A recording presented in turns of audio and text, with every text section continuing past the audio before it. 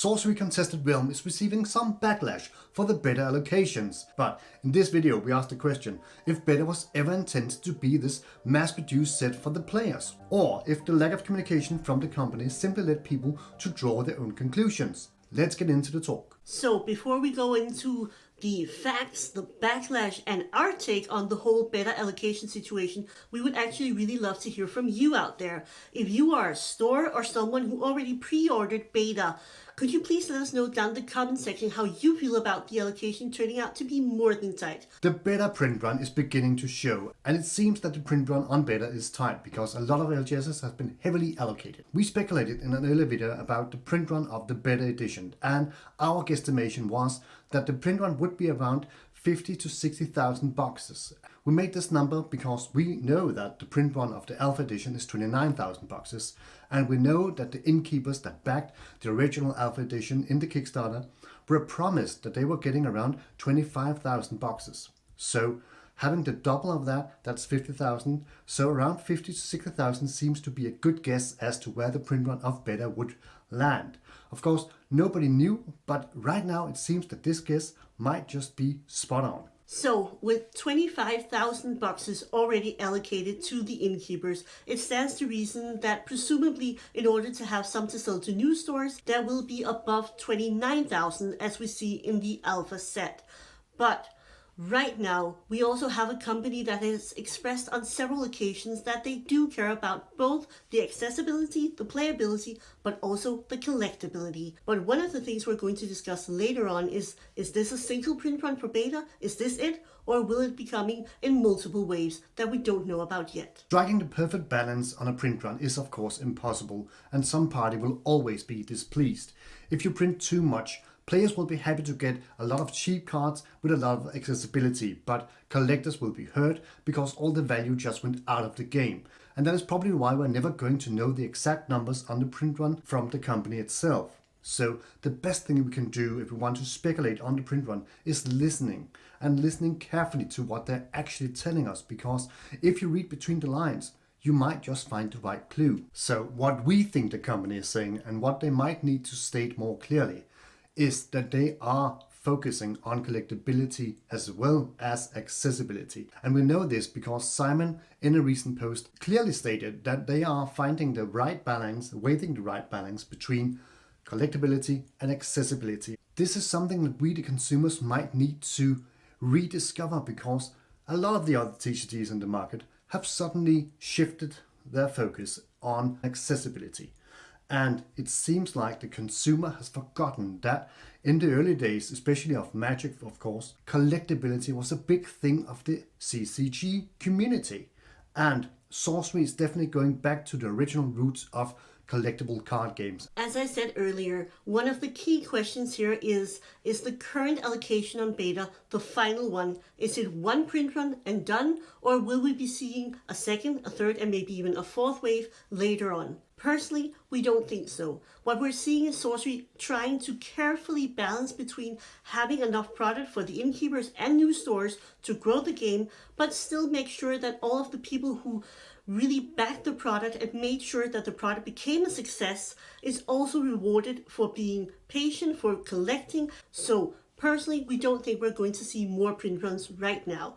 But this might also be the reason that a revised product was mentioned already from the very beginning. Revised would be a way to print some of the most important cards in a new print run, and would also make sure if they change either the art or the layout of the card, that the older cards in both the Alpha and Beta set would maintain their collectability and their value, while at the same time offering important cards to new players. Another important fact that we must remember here is that Alpha and Beta set are essentially the same set. So when we print a lot more Beta cards, we're also sort of doubling up and even tripling up on the amount of individual cards in Alpha. Apart from the fact that there are one card less in the Beta set and all the Frank Frazetta art is going out and being replaced with new art, it is essentially the same set. So if they were to overprint, or at least print a very large number of Beta boxes, we would have a set that is very, very large. This is important because, as we're seeing on the secondary market, there are actually already a lot of cards that are significantly cheaper than they were at the highs.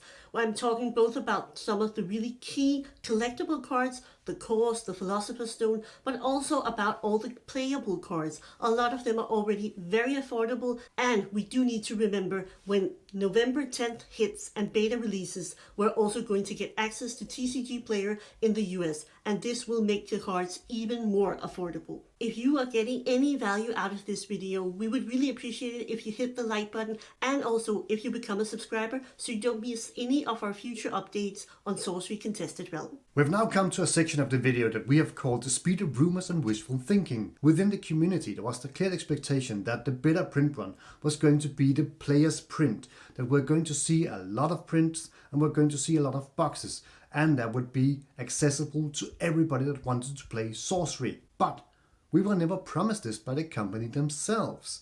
This was a rumor that started within the community, and it was built upon an expectation and a notion that people thought they knew what the company was going to do. It is now evident that the beta print run is not going to be the player's print run. It's going to be a collectible print run that is both maintaining the value of the original alpha set and at the same time inviting new players into the fold, but they are doing it slowly and carefully.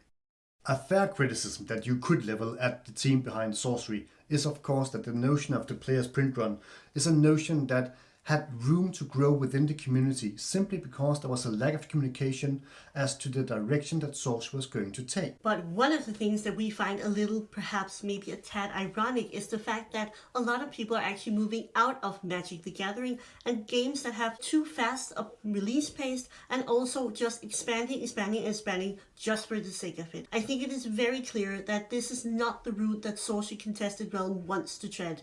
They want to grow their game carefully, organically, because players are enjoying it, collectors are having fun collecting and enjoying the cards. Maybe we shouldn't try to force Sorcery to be something else than it is. It's a collectible card game that has a great gameplay, but it doesn't want to be the next Magic the Gathering or Pokemon anytime soon. Maybe we should just enjoy the Sorcery is a slower game with high quality art and high quality gameplay. So in this section of the video, we do want to level some fair criticism and constructive criticism, hopefully, to the team behind Sorcery, because not everything is peachy and great for the LGSs and players who might miss out on the Sorcery experience. We saw some really cool store kits, social store kits promoted by the team.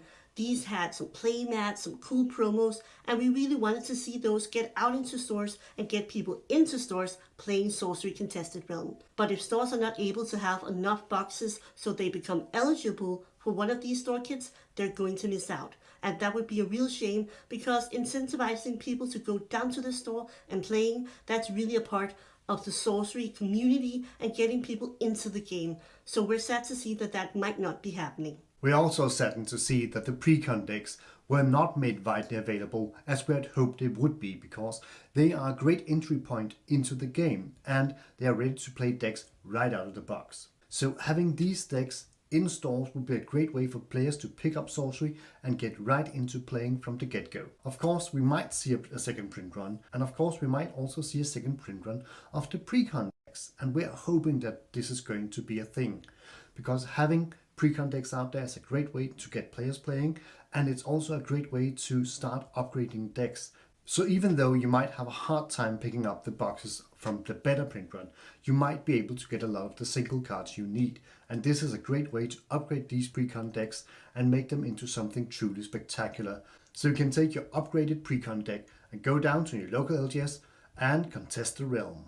On a more positive note, we have a lot of great digital platforms right at hand. Curiosa.io is a great place to start to look for the decks that you want to play, and all the decks are readily made available online. From there on, you can just download them into Tabletop Simulator and get right into playing digitally with all your friends. When you find that one deck that you really love and really like, it is a nice and easy thing to just go pick up the singles you need, combine the deck, and then you have a full deck even though you didn't crack all those boxes. So a final question that we would love to pose both to the team but also to you.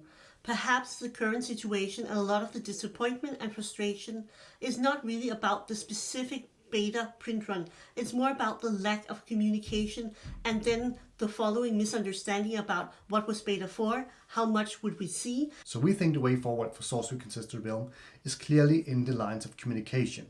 We need to have a better, clearer and more direct communication to the community and to the consumers, and that will also enable us, the community, to stay more connected to the vision and the game. So if you want to know more about the current sorcery market and the whole situation regarding beta, we also made another video and you can check that out right up here. If you're liking this video, and we of course hope you do, we would like to know your inputs into the beta allocation and all things Contested Realms. So let us know down in the comment section what you think. Also, if you like this discussion, you're also very welcome to join our Discord server, and there you can just find very nice and like-minded people that love Sorcery Contested Realm. Thank you so much for watching, and a special thanks as always to our really cool and really wonderful YouTube channel members. We appreciate all the support and we look forward to talking with you in the next video.